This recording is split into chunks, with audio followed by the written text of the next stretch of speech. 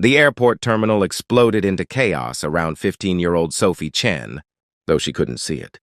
She could feel it, the sudden absence of her mother's hand, the jarring collision with a luggage cart, the sharp intake of breath from strangers nearby.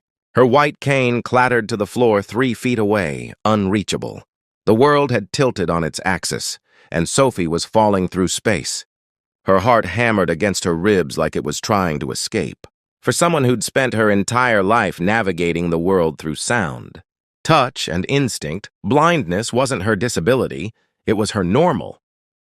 But this was terror in its purest form. Terminal 2 at San Francisco. International Airport suddenly felt like an endless maze, and she was hopelessly lost in the middle of it. This shouldn't have happened. Sophie was supposed to be on her way to London with her mother, Rebecca. A scheduled trip her billionaire father had arranged as a graduation gift. Marcus Chen, CEO of Chen Technologies and one of Silicon Valley's most prominent figures, had made sure every detail was perfect. First-class seats, a private car to the airport, hotel reservations at a 5-star property. Money could purchase many things, but it couldn't purchase peace of mind for a father who worried every single day about his only child navigating a world not built for her. Rebecca had stepped away for just 60 seconds to grab Sophie's forgotten phone charger at a nearby shop. 60 seconds. That's all it took. A businessman rushed past, his carry-on catching Sophie's cane and sending it spinning away. The crowd surged around her like a wave. Each passing body, another wall, another obstacle. Sophie reached out desperately, calling for her mother. But her voice was swallowed by the roar of announcements, rolling luggage, and the general thunder of hundreds of people moving in different directions. She stood frozen in the middle of the terminal, her hands trembling, her breathing shallow. This was the nightmare she'd never voiced aloud, not even to her therapist. This was the moment when her independence became irrelevance, when being unable to see made her completely invisible. That's when she heard footsteps approaching with purpose. Not the scattered chaos of travelers, but steady, deliberate steps heading straight toward her. "Hey there, sweetheart. You okay?" The voice belonged to a man, deep and warm, carrying the kind of genuine concern that couldn't be faked. Sophie had learned to read people through tone alone, and this man's voice carried no impatience, no judgment, only sincere worry. I lost my mom," Sophie stammered, her voice cracking. "And my cane. I can't, I'm blind. And I can't." The words tumbled out in a panicked rush. "I know, I saw what happened," the man said gently. "My name's Marcus. I'm going to help you. First things first. Let's get you somewhere calm. Somewhere we can think straight. What's your name?" "Sophie." "Well, Sophie, I'm Marcus Washington, and I've worked in this airport for 23 years. I promise you we're going to find your mom and everything's going to be just fine. Can I help you sit down?" What Sophie didn't know was that Marcus had been emptying trash bins in the terminal when he saw the accident unfold.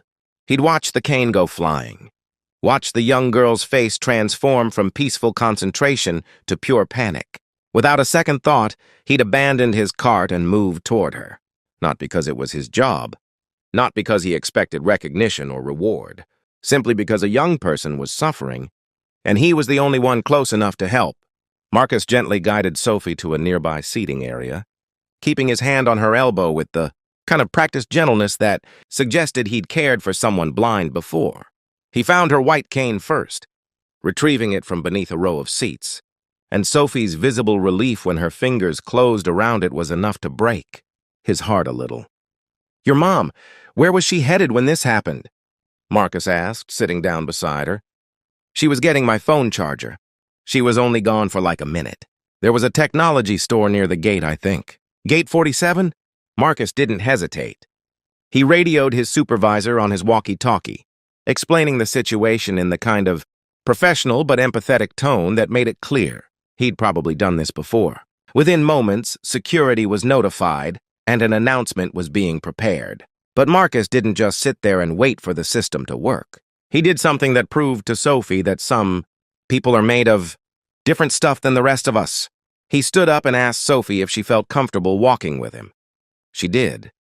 And together, with Marcus guiding her carefully through the chaos, they began retracing the steps Rebecca might have taken. Marcus narrated everything as they moved. The direction of the stores, How many steps until they'd turn left? The sound of a specific gate's ambient noise pattern. He treated Sophie not like an obstacle to manage, but like a person he genuinely wanted to help. They were halfway to the technology store when Sophie heard it. Her mother's voice, sharp with panic, calling her name repeatedly. Rebecca was running through the terminal now, tears streaming down her face, having alerted airport security the moment she'd returned to find her daughter gone. "Sophie! Sophie!"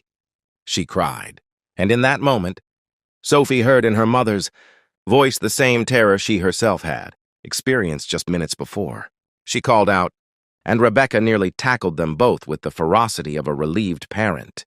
It was only when Rebecca looked up, when she registered Marcus standing there in his janitor's uniform, holding an empty trash bin, that she understood what had happened.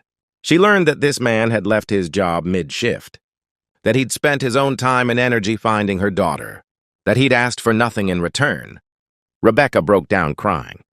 She tried to offer Marcus money, a lot of money. She insisted he take her information, that she wanted to do something for him. Marcus smiled kindly and refused every offer. He simply said, "Sophie's safe now. That's what matters." But what Rebecca Chen did next became a local legend. She couldn't let this act of kindness go unnoticed.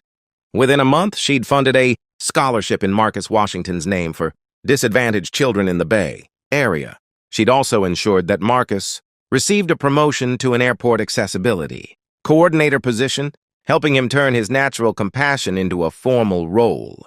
And while Marcus protested that all he'd done was help a kid in trouble, the ripple effect of that single act of kindness changed everything. Sophie never forgot the day a stranger saw her not as a blind girl to pity, but as a person worth helping. And Marcus never forgot the reminder that the most meaningful work we can do often happens in moments when no one's watching, when there's nothing to gain but the quiet satisfaction of being human. Sometimes humanity isn't sold to the highest bidder. Sometimes it lives in the heart of a man with a trash bin, choosing kindness in a crowded airport terminal.